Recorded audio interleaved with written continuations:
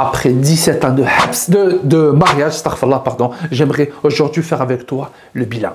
Donc, si tu es célibataire et que tu souhaites te marier, si tu es jeune marié et que tu souhaites divorcer, ou tout simplement que tu es un ancien marié, ou même juste tu es simplement un djinn, alors cette vidéo peut être d'une grande utilité. Regarde jusqu'au bout. C'est parti.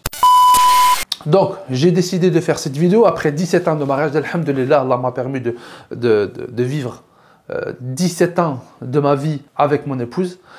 Et alhamdulillah, on remercie Allah pour tous ses bienfaits, même si ce n'était pas de tout repos. Et ce n'est pas encore terminé. Tant qu'Allah nous prête vie, il y a encore du chemin, il y a encore du boulot. Hein. Voilà. J'ai fait une vidéo où j'ai expliqué comment j'ai fait pour trouver mon épouse, comment j'ai fait de l'amour jusqu'au mariage. Et là, je me suis dit, je vais faire la suite. Donc concrètement, sincèrement, je ne vais pas vous mentir, je vais vous parler un petit peu de tout, sans rentrer trop dans l'intimité, bien évidemment, parce que ce bilan concerne moi et mon épouse, et peut-être qu'il y a des choses que mon épouse ne veut pas ou ne souhaite pas que je dise, donc je vais respecter son souhait et ne parler que de moi, de ma perception, de ma...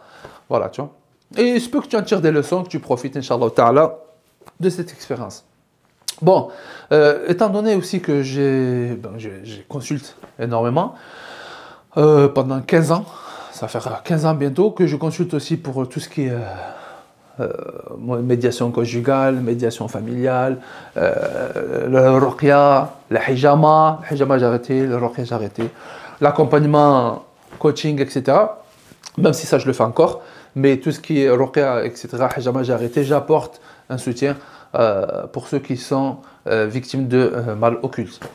Donc, tout ça, ça m'a permis d'avoir une autre perspective, une autre perception du mariage, de ma vie de couple, personnellement. Parce que quand je me suis marié, je vous explique comment je me suis marié, quand je me suis marié, etc. Mais au début du mariage, mon cousin, on ne m'a pas expliqué comment ça se passait. On ne m'a pas dit tout ça, moi. On m'a dit, oui, tu vas voir, c'est la moitié de ton dîne, etc. Tu te dis, c'est bon, la moitié de mon dîne, il est fait, c'est bon, le reste, je suis tranquille. Non, méfiez-vous, prenez garde. La vie, ce n'est pas les livres, d'accord? Il faut la vivre. Ta vie, il faut la vivre. Il ne faut pas croire que voilà, ce que tu vas lire, ça va être forcément exactement comment ça se passer, etc. Non, parce qu'il y a plein de choses qui ne sont pas dites dans les livres, forcément. Il y a du vécu derrière, il y a des choses qui doivent se ressentir. Il y a des choses qui doivent se comprendre à travers notre expérience. Donc moi, alhamdoulilah, je me suis marié à l'âge de 22 ans, par la grâce d'Allah. Et aujourd'hui, j'en ai 40. Ouais, 40. Ouais. D'ailleurs, quand on m'appelle tonton dans la rue, oh lolo. La première fois qu'on m'a appelé, oh Amou, oh Ami, non, pourquoi tu dis ça? Parce que t'as 40 piges, ah ouais, c'est vrai. J'ai un fils qui a 16 ans. Dans ma tête, j'ai encore 16 ans, astaghfirullah. Bref. Qu'est-ce qu'il en est que je voulais dire? Donc ouais, j'ai tellement de choses à dire. Franchement, j'aurais dû structurer cette vidéo, mais je me suis dit non, je vais la faire comme ça, en freestyle, comme ça sera encore plus naturel, comme si je parlais à un pote, comme si je parlais à un frérot, comme ça. Donc voilà, un peu plus complètement authentique, sans trop de montage, sans trop de cut. On va essayer. Donc ouais, donc cette expérience, je tenais à dire ça en préambule, que cette expérience, le fait que j'ai accompagné déjà, etc., subhanallah, ça m'a permis de relativiser énormément dans la vie de couple.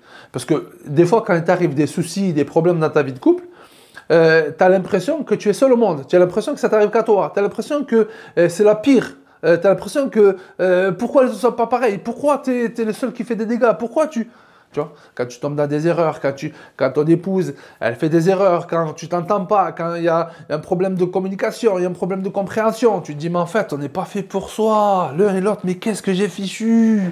Ça, c'est les premières années.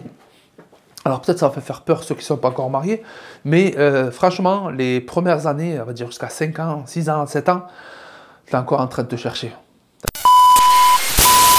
Eh, salam alaikum, désolé de vous déranger, mais c'est vraiment pour la bonne cause. Écoutez, juste 2 petites minutes. Le Coindeed, c'est la nouvelle application du moment, faite par des musulmans et qui peut te faire gagner de l'argent en simplement quelques clics. En fait, c'est exactement comme Vinted, mais fait par des musulmans. Tu peux vendre des choses que tu n'utilises plus sur cette application. Le Coindeed, c'est le nom à retenir. À télécharger sur iOS ou sur Play Store. Rien de plus simple, tu te rends sur l'application de téléchargement de ton téléphone, tu tapes le Coindeed, le marché éthique, tu atterris sur l'application, tu télécharges, c'est un 2-2, ça va très vite. Ensuite, tu arrives sur le Coindeed et tu défiles tranquillement, tu vas chiner les bonnes affaires. Et tu cherches des bonnes affaires, tu peux vendre et avoir des bonnes affaires. Vendre, faire de l'argent et acheter par la suite. C'est une application en fait par des musulmans, par une sœur en plus. Donc, machallah, n'hésitez pas à aller fouiller, à aller voir, télécharger et donner la force au maximum. Barakallahu fikoum. Alors tu sais ce qu'il te reste à faire. Télécharge vite l'application et partage pour tous ceux qui ne connaissent pas. Allez, je te laisse regarder la suite de la vidéo. Salam alaikum. T'es encore en train de comprendre, t'es encore en train de te construire. Mais justement, ces années-là, c'est les plus importantes, les plus cruciales. Pourquoi? Parce que c'est là où tu bâtis en vérité ton couple. C'est là où tu te forges. Tu sais, quand on dit, ouais, je choisis mon épouse, je choisis mon époux. Tu sais, quand on choisit, quand on fait les mots rabala, etc. Mais en fait, ta femme ou ton mari, tu continues à le choisir, même après le mariage. Je t'explique. Ton mari ou ta femme, elle va être ou elle va se comporter selon ce que tu vas être et selon comment tu vas te comporter. Parce que des fois, je me rappelle, je recevais en consultation des personnes qui disent « Oui, mon mari, il est trop comme ça, il fait rien, ma femme, elle fait ci. » Parce que tu la laisses faire ci, parce que tu la laisses faire ça. Ouais, mais il m'a manipulé. Oui, si tu es manipulé, c'est que tu es manipulable quelque part. Maintenant, ça ne veut pas dire que c'est ta faute. Non, je ne suis pas en train de dire ça. Mais je veux dire qu'à chaque fois, dans chaque situation, alhamdoulilah, en réalité, on a des outils à notre disposition pour changer la donne. Mais maintenant, il faut les connaître, parce qu'Allah subhanahu wa ta'ala, dans sa justice implacable, il a mis ces outils, ce potentiel à chacun de ces êtres humains. Mais maintenant, il faut les connaître et savoir les utiliser. Mais ça, ce n'est pas le sujet de la vidéo. On en reparlera. Si ça vous intéresse, mettez-le en commentaire. On pourra en parler avec plus de précision et plus de profondeur. Donc voilà. Donc moi, toute cette expérience m'a permis de relativiser par rapport à mon épouse. Et je n'ai jamais plus aimé mon épouse. Je n'ai jamais eu plus de compassion envers mon épouse que lorsque j'ai commencé à faire cette activité de médiation conjugale. Non, c'était quelque chose. Parce que tu vois ce qu'il y a à l'extérieur, tu te dis, mais en fait, moi je suis crème. Moi je suis super. Mais c'est halal, moi, alhamdoulilah, je suis super bien. Allahu Akbar. Et ça, eh bien, tu le comprends et tu le vis lorsque tu vois ce qui se passe autour de toi et tu te dis, subhanallah, en vérité, je ne suis pas le plus à plaindre quand même. Donc ça te permet de relativiser et de te poser des questions, de te remettre en question. Il faut savoir, je reviens au début du mariage, quand je me suis marié, ce n'était pas un mariage d'amour. Ce n'est pas un secret. Mais ne commencez pas à dire « Ah, c'est pas bien de dire ça ». Non, ma femme aussi, ce n'était pas un mariage d'amour, on ne se connaissait pas. C'était plus un mariage de raison et de foi. D'accord? On se mariait pour Allah, donc la foi et la raison, quand même, on cherchait à ce qu'il y ait un minimum de compatibilité au niveau du comportement, du profil, du caractère et de la vision du mariage et des projets. Il fallait que ce soit un minimum un projet en commun. Et ce que je retrouve souvent, parce que j'avais une agence de mise en relation aussi, et qui va bientôt se remettre à pied, mais je vous en parlerai plus tard, où je mettais en connexion les sœurs et les frères. Il y a souvent, les frères et les sœurs, je me rappelle, à chaque fois je leur demandais, lorsqu'ils cherchaient à se marier, quels sont tes critères de mariage? C'est quoi tes critères de recherche pour le mariage? La sœur ou le frère me disait, moi, ou moi, je cherche juste une sœur qui est dans le din. Et les dans le din, c'est bon, alhamdoulilah. La sœur, pareil. Moi, juste un frère qui est dans le din, c'est bon. C'est faux. C'est une grosse erreur. Qu'il soit dans le digne ne lui épargne pas d'avoir un profil qui ne te convient pas. Un exemple simple, quelqu'un qui aime bien rigoler, qui aime bien délirer, ce n'est pas haram de rigoler, de délirer en islam, bien évidemment, tant que c'est dans le cadre légiféré. Quelqu'un qui aime bien rigoler, et l'autre qui n'est pas trop dans la rigolade, il aime bien être sérieux, voilà, il est introverti, etc. Eh bien, ça peut clasher. Quelqu'un qui aime bien voyager, qui aime bien découvrir, et l'autre qui est pas trop, qui est plutôt casanier, qui est pantouflard, qui aime bien rester à la maison tranquille, après le travail, fait ce qu'il a. Ça peut clasher. Pourtant, les deux, ils sont dans le din. Donc vraiment, il faut prendre en considération plus que seulement le din, même si le din, c'est la base, bien évidemment. Après le din, il y a tout le reste à voir et à prendre en considération et surtout pas négliger. Même si, alhamdoulilah, comme j'ai dit au début, tu continues à choisir ton époux et ton épouse, même après le mariage. Ça, c'est très important à le savoir parce qu'il y en a, ils pensent que voilà, c'est une fatalité. Il y a quand ils se marient, comme moi, quand je me suis marié, il y a des points que je n'ai pas remarqué chez mon épouse. Il y a beaucoup de points que mon épouse n'avait pas remarqué chez moi, qu'elle a découvert au fur et à mesure. C'est une découverte, c'est une concession et une découverte perpétuelle. Tous les jours, tu découvres ta femme, tous les jours, tu découvres ton mari. Tous les jours, il y a des choses qui ne te plaisent pas chez le comportement de ta femme et vice-versa. C'est complètement normal, c'est impossible. Comme il a dit l'expression Mahmoud Mamadou Dafé, qu'Allah le préserve les bénisse, une fois, je ne me rappelle plus, j'espère que je ne vais pas trahir son expression, lorsqu'il avait dit même les dents et la langue qui vivent tout le temps, qui sont voués à vivre ensemble, parfois ils se mordent. Et pourtant, ils continuent à vivre ensemble. Des fois, on se mord la langue. C'est rare peut-être, mais des fois, ça arrive. En gros, même dans un couple, c'est pas parce que des fois tu te disputes, des fois tu n'es pas d'accord, des fois tu te chamailles un peu, que ça veut dire ça ici fichu. Non! Alhamdoulilah, bien sûr que non. Il y a une autre expression qui, je crois, c'est du côté asiatique là-bas, chinois. Ils disent, subhanallah, et des fois, moi je l'ai vu, je l'ai vécu. J'ai des grosses embrouilles. Non, des embrouilles, des grosses embrouilles, on va pas se mentir, des vraies grosses embrouilles. Et après ces vraies grosses embrouilles, subhanallah, eh bien, réconciliation. Et quand on se réconcilie après une grosse embrouille, qu'on arrive à se réconcilier, et c'est possible, ne vous dites pas c'est impossible, non, mais moi je suis allé trop loin, moi je me suis embrouillé ici, il y a ma belle famille. Ça peut aller très loin, mais par la grâce d'Allah, si vous arrivez à vous poser, à un petit peu mettre tout votre nefs, le nefs de côté, l'ego de côté, à rabibocher, et bien quand vous allez rabibocher, c'est encore plus fort qu'avant, subhanallah. Moi je l'ai vécu, moi je le dis personnellement. Le couple avant et après une embrouille, quand elle est vraiment, t'as compris, quand tu es au bord du divorce, quand tu as vu, tu dis c'est bon, c'est bon, c'est trop, le divorce, c'est trop, l'abus, ça y est. Elle aussi, elle dit, c'est bon, il abuse, là, il a poussé le bouchon un peu trop loin. Mais quand tu arrives par la grâce d'Allah à te rabibocher, c'est encore plus fort. Et subhanallah, c'est comme, je vais essayer de le mettre là si j'arrive, le vase, tu vois ce vase-là. Et bien c'est quoi ce vase-là? En vérité, c'est un vase qui a été cassé, mais qui a été ressoudé avec une colle dorée, une colle en or. Regarde comme il est plus beau. Il est plus beau qu'un vase simple. Pourquoi? Parce que de ces disputes, de ces embrouilles, on en a fait une plus-value. Donc le couple est encore plus beau, plus fort après. C'est aussi prouvé scientifiquement, médicalement, que lorsque un os se brise après une fracture, lorsqu'il se reconsolide, il est encore plus fort qu'avant qu'il se brise. C'est une dinguerie. C'est subhanallah. Donc vraiment, dans le couple, c'est pareil. C'est pas facile et c'est difficile, bien évidemment, mais c'est pour ça que c'est encore plus fort après. Parce que après la difficulté, il y a la facilité, comme Allah subhanahu wa ta'ala, il nous dit dans le Coran. Donc ça, c'est des choses que j'ai vécues personnellement. Après 17 ans, hein, 17 piges mon copain, hein, c'est pas... Maintenant je peux m'en faire à l'ancien 17 ans.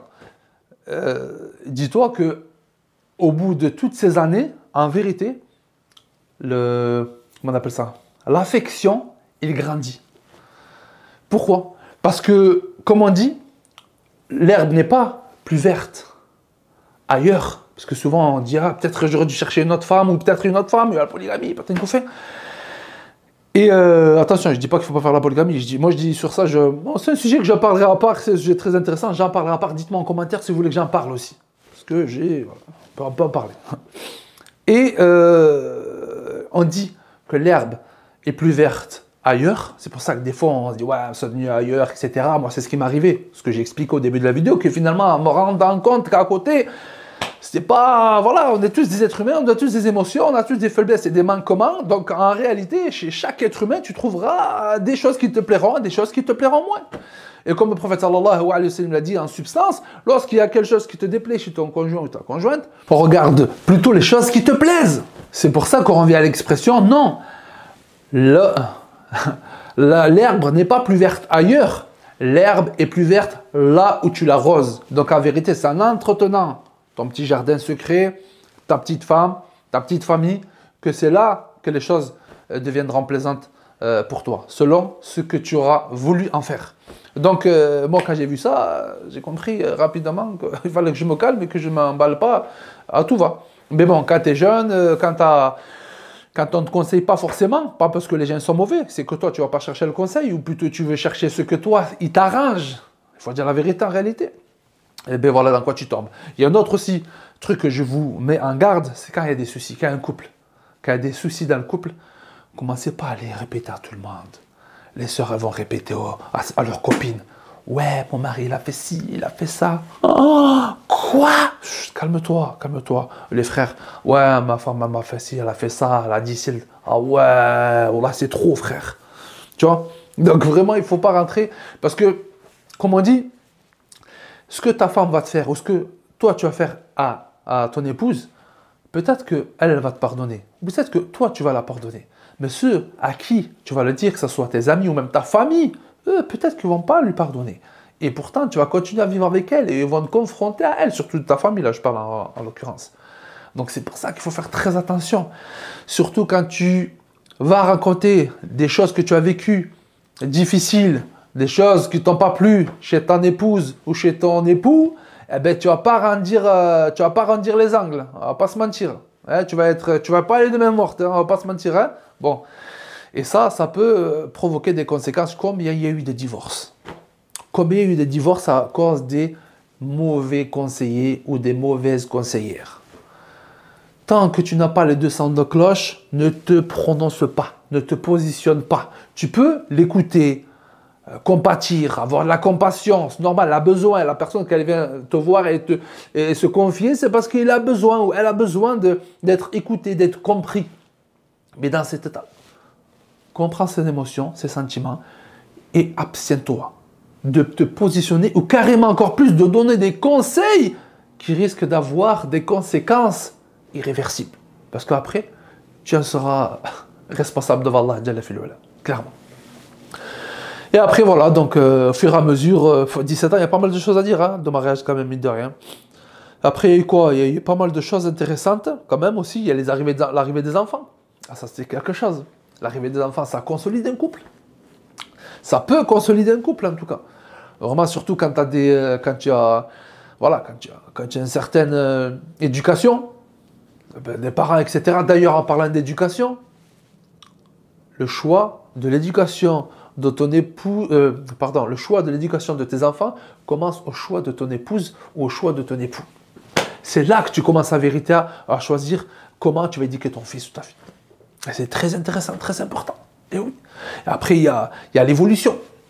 Tu rentres, il y en a, ils se marient, la femme elle met pas le hijab ou le mari, il est un peu laxiste sur certaines choses très importantes du din. Et la femme elle patiente, et après le mari, finalement, Allah il le guide, il le raffermit, il l'augmente, et il dépasse dans sa pratique de la religion son épouse. Et là, il devient impatient envers sa femme. Ça c'est grave. Ça c'est des cas que j'ai vus. Ou vice-versa, la femme, l'homme il patiente sur la femme, et la femme, une fois qu'elle rentre dedans, elle devient impatiente envers son époux. Alors non, tranquille, n'oublie pas comment il a accepté, comment vous êtes acceptés l'un et l'autre. Donc maintenant, il faut que vous entraidiez à évoluer ensemble. Il ne faut pas être égoïste. Shaitan, il profite de cette situation, et n'oubliez pas. Iblis est installé sur son trône, là où Allah il a dit qu'il allait être. Pour ne pas me tromper, la mer ou l'océan, t'as compris. Et plusieurs de ces suppôts des shaitans, ils viennent. Moi j'ai fait ci, moi j'ai fait ça, moi j'ai fait ci. Et l'un d'entre eux il dit, moi j'ai séparé un couple. Viens par là, viens à côté de moi, toi t'es un bon. Toi t'es le meilleur. Le meilleur, c'est lui qui sépare le couple. Pourquoi? Parce que la base, tout commence par le couple. La Ummah, elle commence par le couple. Chaque famille, un Ummah est composé d'individus. Et chaque individu se compose de famille. Et chaque famille compose la Ummah, et vice-versa. Donc c'est important de savoir que voilà, on va être mené à l'épreuve, on va être tenté, Alhamdulillah. Donc moi, après 17 ans, ouais, j'ai pas honte de le dire, j'ai failli divorcer, je l'ai déjà dit dans l'autre vidéo en plus. Ouais, je sais pas combien de fois, je les compte plus, quoi. C'est quelque chose. Et alhamdulillah, et à chaque fois que, par la grâce d'Allah, on a réussi à résister, eh bien, ça n'a fait qu'augmenter notre relation, et etc. Maintenant, je ne suis pas en train de dire que je suis le couple parfait, loin de là. Je ne me positionne pas, Zama, je suis le couple parfait, hey guys, vous voulez vivre. Non, je suis en train juste de donner mon expérience. D'accord? Dites, mashallah, Allahumma barik. C'est pas dans 2 semaines, je fais une vidéo, je vous explique comment j'ai divorcé. Du coup, bon, après la vidéo que j'ai faite, non, tranquille. Mashallah, Allahumma barik, on dit, Inch'Allah, barakallahu fikum. Et voilà, la communication, ça a aidé énormément aussi. Je ne vais pas vous mentir, quand je me suis formé dans la communication aussi, ça a énormément aidé dans le couple. Là, tout le monde dit la communication, oui, mais la communication active. C'est pas juste t'échanges des mots, ouais, je vais acheter ci, ouais, je vais faire ça, ouais, je vais voir. Non, tu te poses et tu as une écoute active, attentive envers ton époux, ton épouse, pas tout le temps parce que sinon, madame, t'as compris, tu lui passes le bras, elle te prend le... T'as compris? Mais c'est important. quand même, ça a toute son importance. Et après, il ne faut pas confondre ma virilité et tortionnaire. Ah, moi, je suis un homme, non. Si tu peux apporter une contribution à ton foyer, que ce soit à la maison ou dehors, tu le fais. Quand tu peux pas, par contre. Tu vois. Mais pareil pour madame, quand elle peut aider, elle le fait. C'est pas, non, c'est ton rôle, chacun. Non, c'est pas une administration, le couple. Tu vois. Il faut vraiment réussir à comprendre ça. Il faut être flexible. Et quand tu arrives à être flexible dans même tes droits et tes devoirs, alhamdoulilah, ça se facilite. On n'est pas un jour c'est toi, tu veux faire le mec dur, ou toi tu veux faire la fille, ouais, dur, non, je suis intransigeante. Et après, ça peut se retourner contre toi. Donc voilà, il faut prendre ces mesures et essayer d'être très bienveillant et avoir beaucoup de la compassion et se mettre d'accord sur l'évolution envers le chemin, la direction qu'on a décidé de prendre ensemble, un couple, parce qu'il ne faut pas oublier que c'est un acte d'adoration en vérité. Donc quand tu te maries, eh ben, c'est pour Allah. C'est pour faire un acte d'adoration déjà. Et Inch'Allah Ta'ala, si Allah y permet de rester ensemble jusqu'à la fin de votre vie, bihawlillah Ta'ala, ça continuera aussi dans le delà. On oublie cette notion aussi, cet aspect-là qui est très important en vérité, c'est un acte d'adoration, les awaj, tu vois. Et comme tout acte d'adoration, comme il dit Mohammed ibn Abdul Wahhab, al-ilm qabl qawl wal-amal. La science doit précéder la parole et l'action. C'est-à-dire, avant de te marier, tu dois te renseigner quand même comment ça se passe, qu'est-ce que tu dois faire, qu'est-ce que tu ne dois pas faire. Hélas, dans la précipitation, etc. Le mariage, c'est pas Walt Disney. Voilà, comme je disais au début, ne crois pas à Massaïe. Ouais, le rêve bleu, le rêve bleu. Il y en a beaucoup qui voulaient le rêve bleu, ils ont fini avec des gros bleus. Donc, il faut faire attention dans le choix de ton époux et de ton épouse. Je dis ça sous le ton de l'humour, parce que j'aime bien prendre tout sous le ton de l'humour, mais en vérité, c'est vraiment pas marrant, parce que quand ça arrive à un membre de ta famille, qu'Allah nous en préserve, crois-moi, t'as pas la même perspective. Et le sabre, des fois, le sabre, tu sors plutôt le sabre. Tu mets le sabre de côté pour sortir le sabre, c'est un jeu de mots. Donc voilà, c'est très important d'avoir toutes ces notions-là avant de s'engager et de prendre cette responsabilité. Et surtout, choisissez une personne au début, pas une personne qui est folle amoureuse de vous. C'est un petit conseil de la fin. Choisissez pas une personne qui est folle amoureuse ou fou amoureux de vous. Choisissez une personne qui va vous respecter. Parce que l'amour n'empêche pas de ne pas respecter la personne. Combien de personnes folles amoureuses, fous amoureux d'une autre personne finissent par le battre ou par le trahir ou par autre chose. L'amour n'empêche pas ces choses-là. Mais le respect et la crainte d'Allah empêchent ces choses-là. Quand tu respectes une personne, même si tu n'es pas fou ou folle amoureuse de lui ou d'elle, eh bien, tu ne vas pas faire des choses que certaines personnes fous ou folles amoureuses font. Donc il faut faire très attention aussi à ces notions-là. Voilà, il y a plein de choses à dire, mais bon, je ne vais pas vous prendre toute la soirée, toute la journée, toute la matinée, je ne sais pas quand est-ce que vous regardez cette vidéo. En tout cas, si vous avez des sujets que vous voulez que je prenne et que je développe, que j'ai abordé dans cette vidéo, n'hésitez pas, Inch'Allah Ta'ala, ce sera avec grand plaisir. Bi'idhnillah Ta'ala, dans pas longtemps, très prochainement, je vais proposer aussi des accompagnements, mais tranquille, des petits accompagnements pépères. On est entre nous pour vous motiver, pour se motiver, pour se challenger, voilà. Créer une petite communauté où on s'entraide, on se motive pour aller de l'avant, pour le delà de nos épreuves, pour qu'Allah subhanahu wa ta'ala mette la baraka dans nos vies, qu'Allah accepte de nous, qu'Allah nous compte parmi les véridiques et les sincères. Ceux qui sont mariés, qu'Allah mette la baraka dans votre couple. Ceux qui ne sont pas mariés, qu'Allah mette la baraka dans votre futur mariage. Et ceux qui sont divorcés, qu'Allah apaise votre souffrance si vous souffrez, vos douleurs, et qu'Allah vous permette une vie meilleure que celle que vous avez, que celle que vous cherchez. C'est pas mal cette dua. Jazakumullahu khairan, barakallahu fikum, d'avoir patienté tout le long de la vidéo jusqu'ici. N'hésitez pas, n'oubliez pas, petit commentaire, petit like. Et si vous pensez que cette vidéo peut être profitable à quelqu'un de votre entourage, n'hésitez surtout pas à lui partager. Barakallahu fikum, jazakumullahu khairan. À très bientôt dans une prochaine vidéo. Et j'espère que tu as bien compris, je ne lui ai bien évidemment un salam à toute la meute.